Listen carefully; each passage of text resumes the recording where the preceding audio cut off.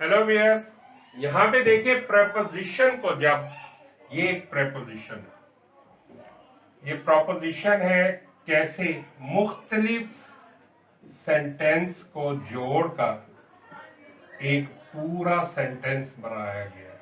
अब इसकी validity check करने के 3 तरीके हैं। ट्यूटोलॉजी, यानी अगर इसका जो फाइनल आउटपुट निकलेगा वो अगर सारे के सारे ट्रू होंगे तो हम कहलाएंगे कि ये प्रोपोजिशन ट्यूटोलॉजी बेस्ड है। और अगर सारे आउटपुट क्या निकलेंगे, फॉल्स निकलेंगे, तो हम कहेंगे ये कंट्राडिक्शन बेस्ड है। और अगर मिक्स मूड में आएंगे, कुछ ट्रू होंगे कुछ फॉल्स होंगे, तो हम कहेंगे कंटीजेंसी व्यू में है। कोई प्रोपोजिशन इक्वलेंस कब कहलाती है? मिसाल के तौर पर मैं लिखूं P देन Q, और अगर इक्वल है नॉट P देन Q के। अब लेफ्ट हैंड साइड को भी चेक करेंगे ट्रुथ टेबल से, राइट साइड को भी चेक करेंगे ट्रुथ टेबल से, क्या दोनों के आंसर सेम आ रहे हैं, तो हम इसको कहेंगे कि ये दोनों प्रोपोजिशन इक्विवेलेंट हैं। ये हम बाद में चेक करते हैं, पहले देखते हैं कि इस पर उसने कुछ नहीं पूछा कि क्या ये ट्यूटोलॉजी है या इस पर प्रोपोजिशन इक्विवेलेंस अप्लाई होती है। इसको सिंपली हमने इस प्रोपोजिशन को सॉल्व करना है ट्रुथ टेबल की मदद से। सबसे पहले इनपुट की तादाद देखें कितनी है। 2 ही इनपुट है P और Q, और उनको बार बार ऑपरेटरों से जोड़ा गया है। तो इनपुट की तादाद क्या होगी? 2 की पावर 2 4। तो ट्रुथ टेबल बनाकर इस एक्सप्रेशन को चेक करते हैं। यहां पर एक इनपुट है P और दूसरा इनपुट है Q। ये 2 ट्रू होंगे और 2 ही फॉल्स होंगे।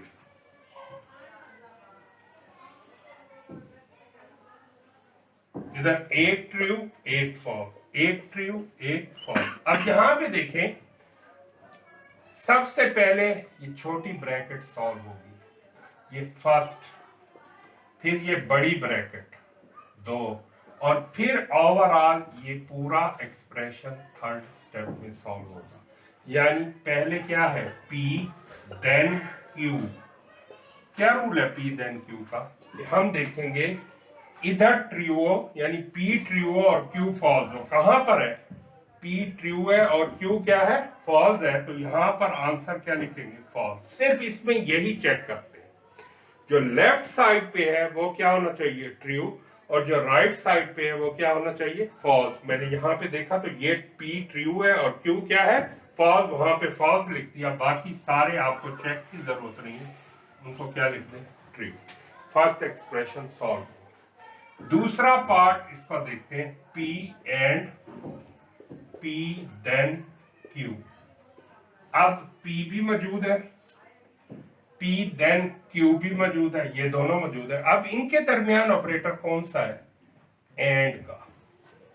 एंड का रूल क्या है कि दोनों इनपुट, दोनों या तीनों, जितने भी इनपुट है सारे अगर ट्रू होंगे तो तब आउटपुट ट्रू होगा। देखते हैं, ये देखें, ये भी ट्रू है और ये भी ट्रू है, तो आउटपुट क्या होगा? ट्रू। ये भी ट्रू है लेकिन ये फॉल्स है, इसको छोड़ दें। ये ट्रू, ये फॉल्स है, ये ट्रू है, ये फॉल्स है, ये ट्रू है। यानी कि सिर्फ दोनों इनपुट यहीं पर ट्रू है, इसके और इसके। यहां पे आंसर ट्रू और बाकी सारे क्या होंगे? फॉल्स। क्योंकि आप जानते हैं, फिर रिकॉल कर लें कि एंड गेट के अंदर मेन चीज चेक की जाती है कि जितने इनपुट, अब ये इनपुट है और ये इनपुट है, दोनों का ट्रू होंगे तब आंसर ट्रू होगा, अदरवाइज आंसर क्या होगा? फॉल्स होगा। अब इसका अगला पोर्शन की तरफ मूव करते हैं, P and P then Q। हमने ये ब्रैकेट भी सॉल्व कर ली और ये ब्रैकेट भी सॉल्व कर ली। देन क्या है? Q। अब ये और Q के दरमियान लेफ्ट साइड पे क्या है? ये पूरा एक्सप्रेशन। देन ये क्या है? Q। यानी ये साइड क्या हो, ट्रू, और ये साइड क्या हो, फॉल्स, तब तो आंसर फॉल्स होगा। हम देखते हैं, ये साइड पे ट्रू है और ये फॉल्स है, नहीं। यहां पे देखते हैं, ये ट्रू है, ये फॉल्स है, ये ट्रू है, ये फॉल्स है। देखिए ये फॉल्स है, ये ट्रू है, नहीं, हमने यहां पर नहीं लिख सकते क्योंकि लेफ्ट साइड पे ये है पूरा एक्सप्रेशन और यहां पर ट्रू होना चाहिए, और राइट साइड पे क्यू है तो क्यू को फॉल्स होना चाहिए। यहां पर ये ट्रू है लेकिन ये फॉल्स नहीं है, तो बाकी तो यहां पर ट्रू है ही नहीं। तो इसका मतलब है कि कहीं पर भी ये कंडीशन पूरी नहीं हो रही कि लेफ्ट साइड ट्रू हो और राइट साइड फॉल्स हो, तो वहां पे हम फॉल्स लिखेंगे। तो इसका मतलब है सारे क्या हो जाएंगे, टी। अगर यहां पे वो पूछता तो फाइनल आउटपुट ये है, इसकी प्रोपोजिशन इक्विवेलेंस क्या है, ये ट्यूटोलॉजी है। क्यों, इसके सारे जो फाइनल आउटपुट आए हैं वो क्या है, ट्रू है। लेकिन उसने पूछा नहीं, जब उसने पूछा नहीं तो हमें लिखने की जरूरत नहीं कि ये ट्यूटोलॉजी है या नहीं है।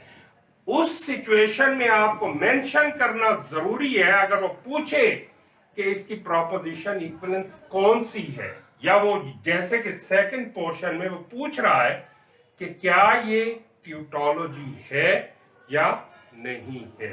अब इसके बाद हम अगला एक क्वेश्चन सॉल्व करेंगे और फिर आप लोगों के पास जो मैंने चैप्टर दिया हुआ है उसमें ए लॉट ऑफ इस तरह के एक्सप्रेशन दिए गए हैं, आपने वो सारे सॉल्व करने और उनकी प्रैक्टिस करनी है, और फिर हम अगले स्टेप की तरफ मूव करेंगे। तो